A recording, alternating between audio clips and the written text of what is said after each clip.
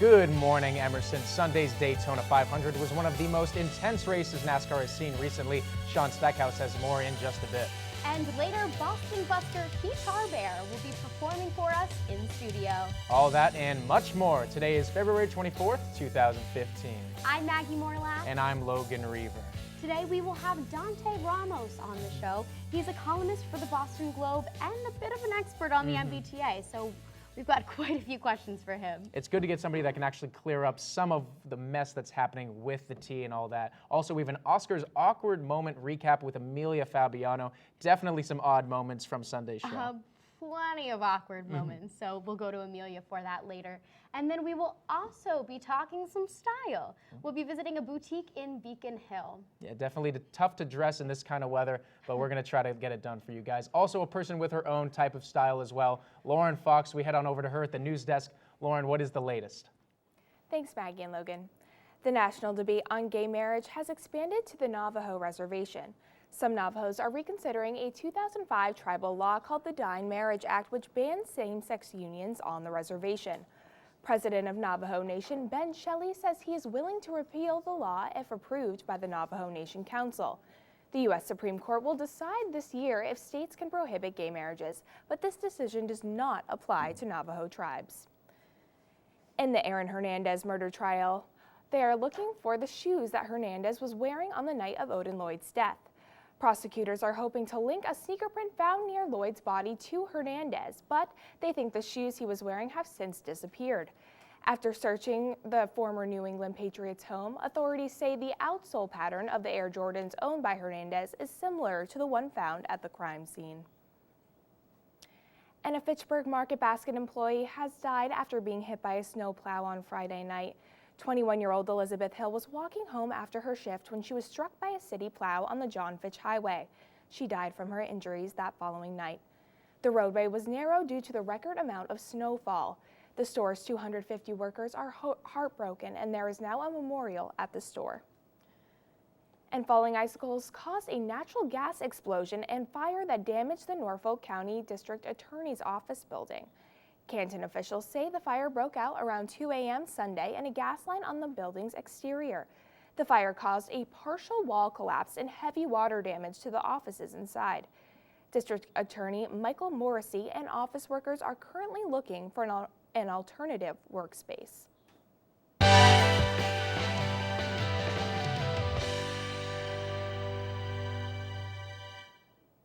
And a heroic dog who attempted to save her owner has found a new family.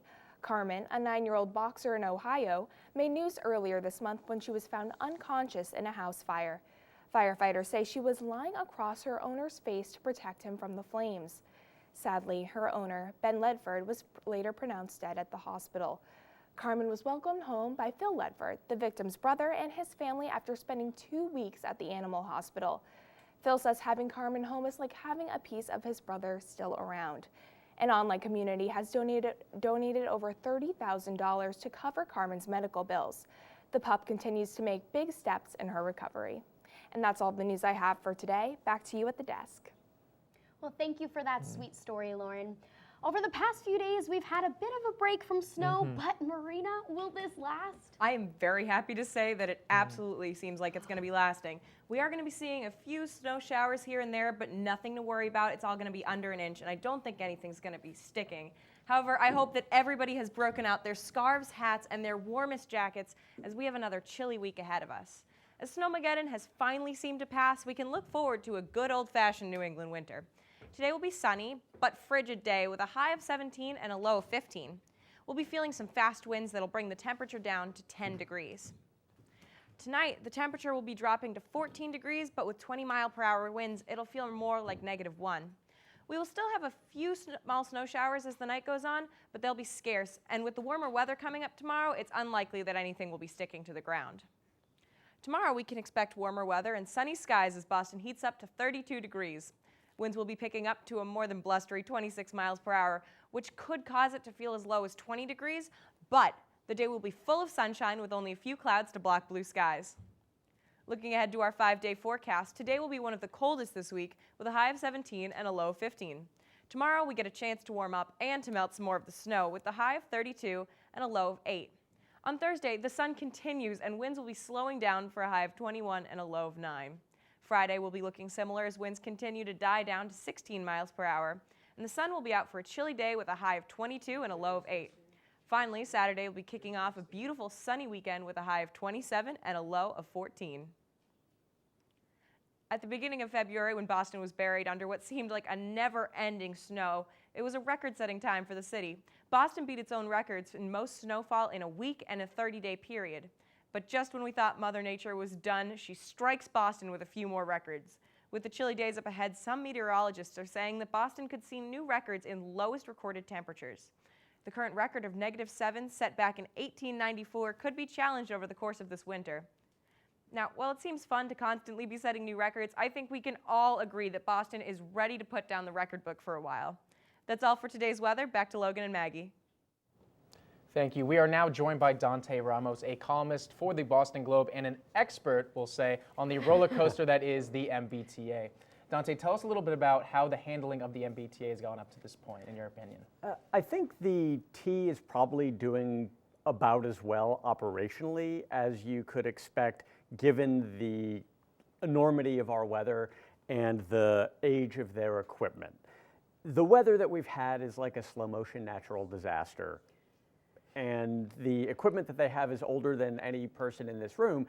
And you put those two things together and it makes it, it's unfortunate but not terribly surprising that the breakdowns that we've seen have been as bad as they were.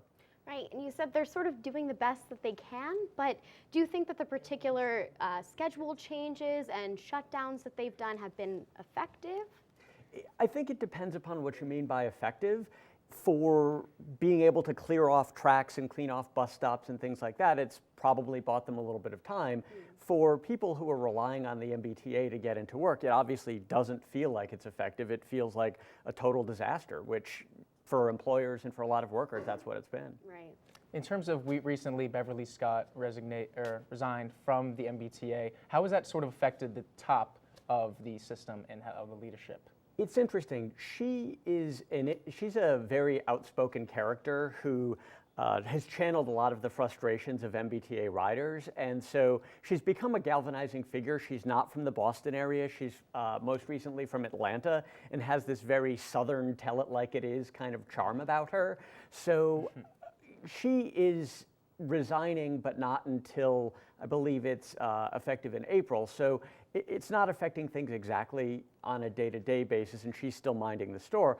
I will say that she and the new administration, she was chosen by the former Patrick administration, you wouldn't expect that she would stay around. The fact that she is leaving earlier than a lot of people thought requires the new administration of Governor Baker probably to take more responsibility and to invest at least emotionally, in getting the MBTA back on track in a way that they probably weren't at the beginning. Well, looking even further into the future, what do you think this winter has said with regards to Boston and transportation with the potential of hosting the Olympics? It's a really great question. And you talk to people around town, and there's basically 2 points of view about it. One is that the MBTA, with all of its old equipment, we couldn't possibly handle the Olympics, and it just goes to show that this whole Olympics idea is a fool's errand. The other line of thinking about it is that this could be an occasion to force the policymakers in the state, the powers that be, to come to a sort of reckoning with the MBTA and update all the equipment that needs to be updated and get it into shape to move a lot of people around in 2024. I think the truth is probably somewhere in between, and I don't think we yet know how people will end up responding to this, except in the short run of a couple of weeks. The long run's a little more up in question. Well, as far as making updates to the system, do you have any idea where that money could come from? Again, it's a really great question. There's been some suggestions. I've written about how the towns that are supported by that are served by the MBTA should maybe pony up a little bit of money for it. There's certainly been the suggestions that there are inefficiencies in the MBTA's operations, and if you tackled some of those, that would free up some money also. But it's important to remember that these are problems that no small steps will fix. Train cars are very expensive. The lead time on getting new train cars takes years. And the MBTA's recent efforts to get new locomotives and train cars for commuter rail has ended up taking a lot longer than people expected. So I don't think the amount of money that will be involved will be small. And unless plans are made soon, I think we'll probably end up seeing these sort of disasters repeat as opposed to being fixed in the future. Right, right. Definitely. In terms of there's more cars on the road as well with less people taking the T, how do you think that's affected not just Bostonians, but everybody driving around traffic-wise and all of that? There's always been a little bit of resentment among some drivers in the Boston area about the attention paid to the MBTA and the money that goes to the MBTA. There are some people who feel like, well, I'm not using it, so why am I subsidizing it? Public transit always requires a public subsidy. I think we've seen the evidence in these last few weeks of why. There are a lot of snowbanks, the lanes are restricted, and there's a lot of people who are out on the roads, and so traffic has been grinding in all parts of the city, and you try to get from one place to another in a car, and in something that ought to take maybe 10, 15 minutes could easily take you an hour. And that's the proof, in my own eyes, that you need a good working public transit system because it avoids the sort of problems that we've seen. Right. Well, for the sake of all Bostonians, I hope that the system is fully functioning, hopefully sometime soon. Thank you so much for joining us, Dante. Thank you. Great to be here. And after this, we're going to have a spotlight with the Emerson student production coming up after the break.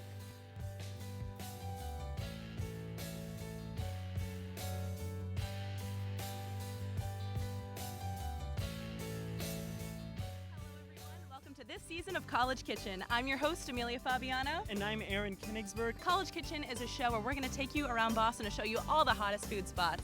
Whether that is man food, which is your burgers, your bacon, your meat, all that grease, yes. Or like Sweet Talk, where we'll show you sweet tooth lovers where to get your cake fix, your ice cream fix, all that good stuff. We also have Wild Card, which is your ticket to food from all over the world. Or if you're on a budget, like I know I am, we'll take you in the kitchen with Alyssa to show you how to make college food on a budget. So sit back, relax, and enjoy College Kitchen. Oh, hey there. I'm Jamie Sanders, host of MTV Games. What am I doing in a ball pit? Hello? Hello?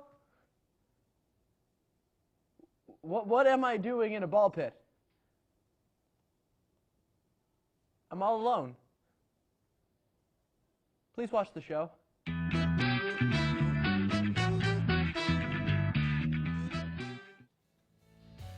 Welcome back to Good Morning Emerson. Thanks for sticking with us. Yes. One of the biggest races of the year took place on Sunday. The Daytona 500 has seen it all, from the glory of Jimmy Johnson and Rusty Wallace to the tragedy that costed Dale Earnhardt his life. This year has brought us more history. Sean, could you please fill us in?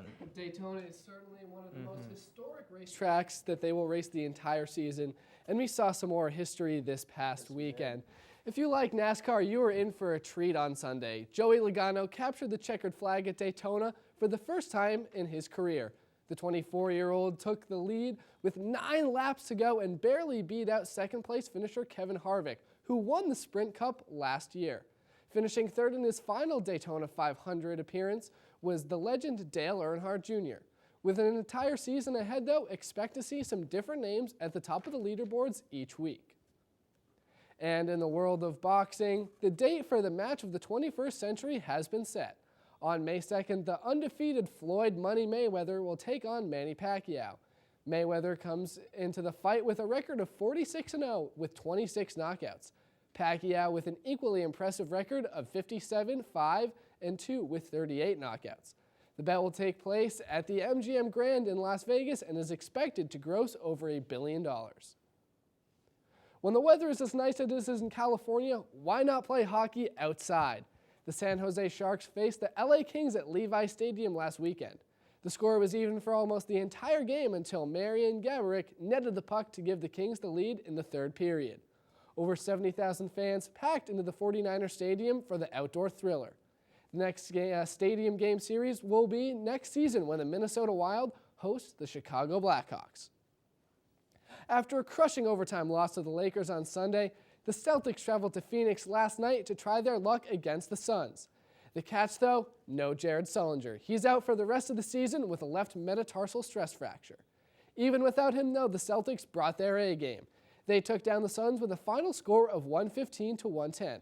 Avery Bradley led the way with 23 points, and former Sun Isaiah Thomas added 21 off the bench. Tomorrow, the Celtics will be back at home to take on the Knicks.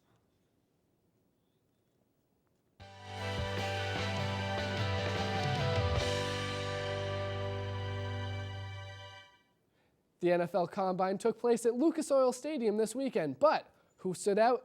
Let's break down the winners and the losers. The biggest winner was Trey Wayans. The former Michigan State defensive back ran a 4.31 40-yard dash. That was the fastest of the day and second fastest at the entire Combine. My second winner is another defensive back, Byron Jones. Jones finished with over a 44-inch vertical and a 147-inch broad jump.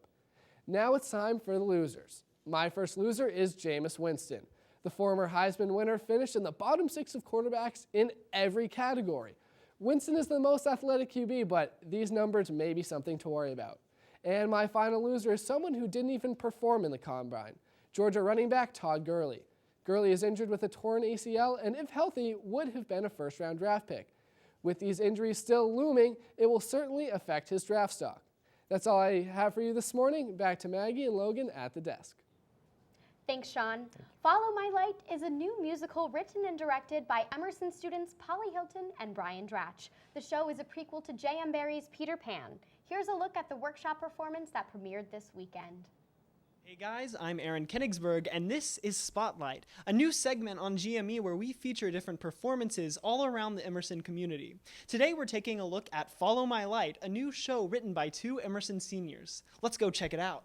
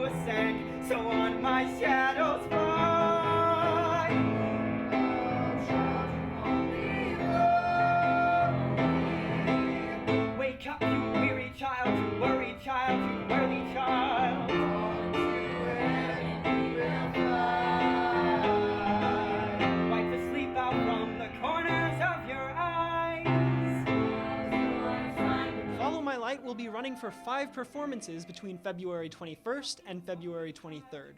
It's a great show with amazing music, and it's had a lot of hard work put into it. And that's what's in the spotlight.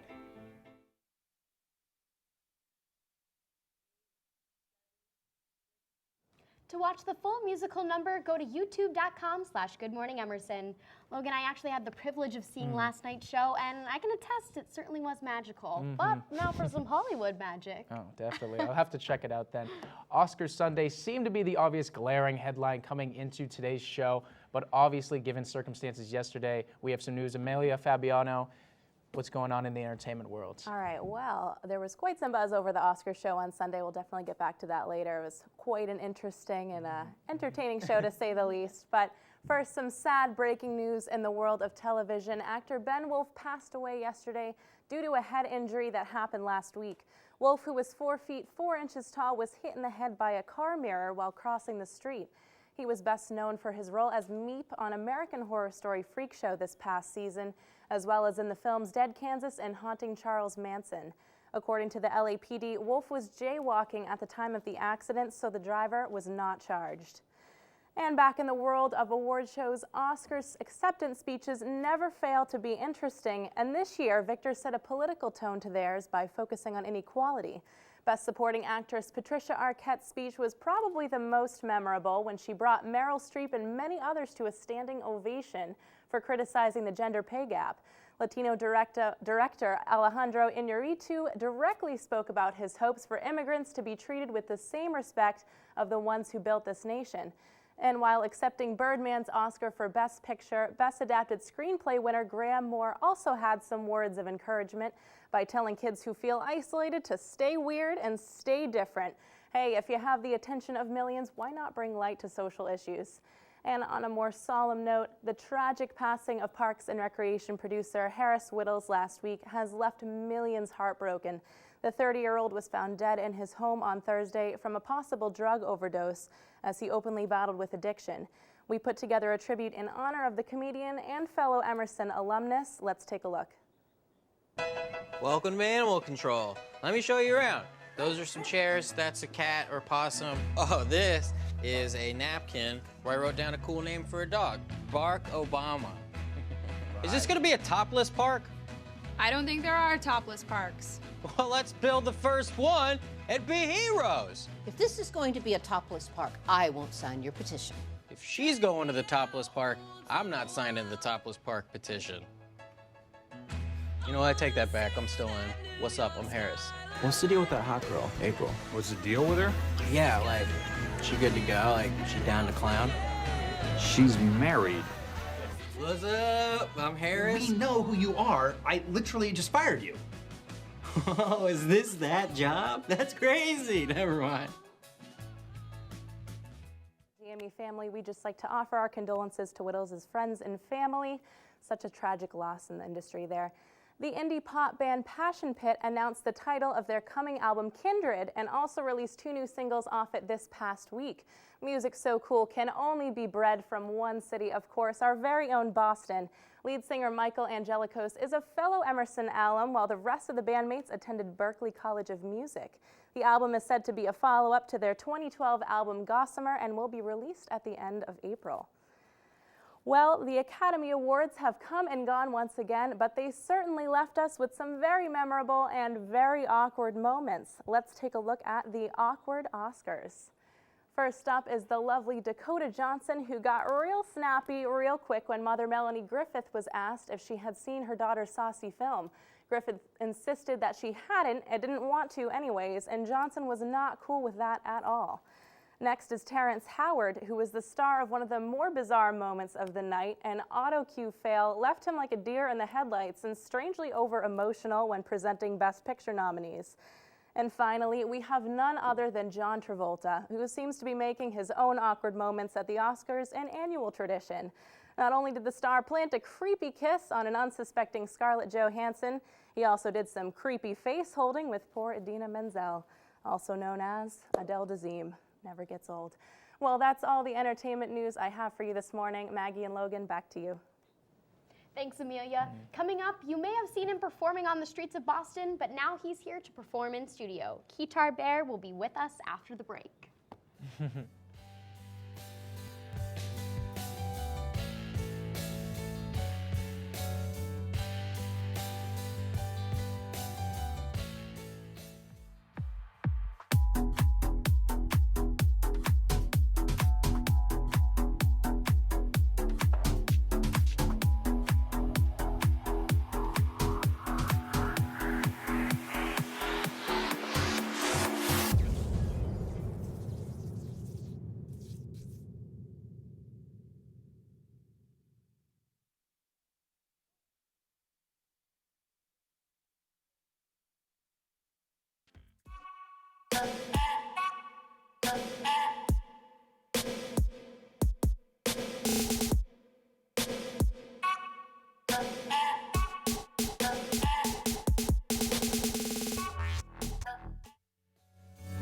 Back to Good Morning Emerson.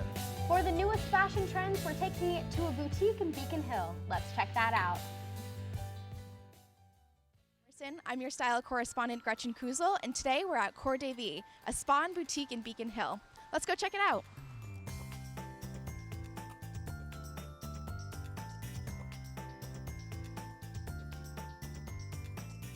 We're here with Stephanie, the merchandise manager at Cord AV, and today we're going to be talking about what the store has for winter yoga trends. Okay, so for this year's winter trend, this is something I would suggest for everyone. This is the Daughters of Culture legging. The brand has a lot of different designs that you can go with. This is one of our favorites, and these leg warmers are actually separate.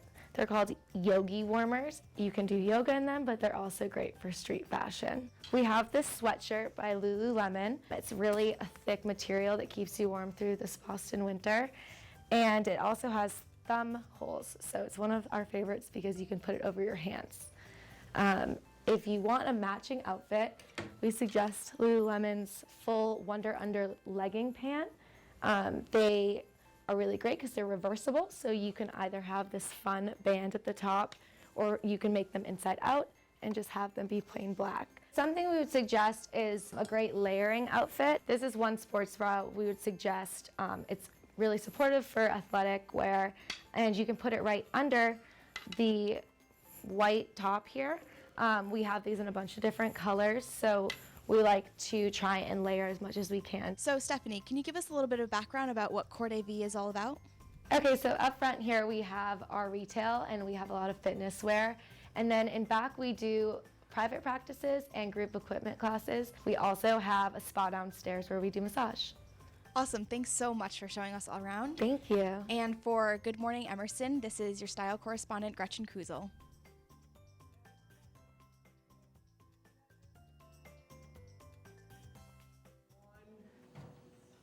It isn't very often that you get a man, or should I say creature, with the talent and God-gifted ability of our musical guest this morning. It is an absolute pleasure to introduce the #1 performer in the animal kingdom, Keytar Bear.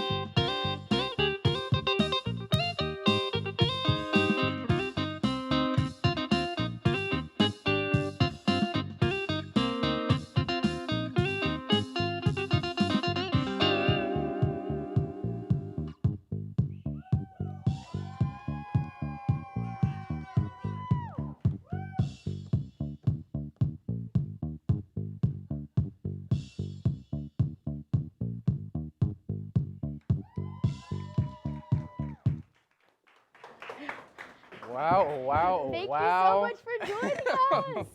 The one, the only, the Keytar Bear. And thank you so much to Keytar Bear. Pleasure.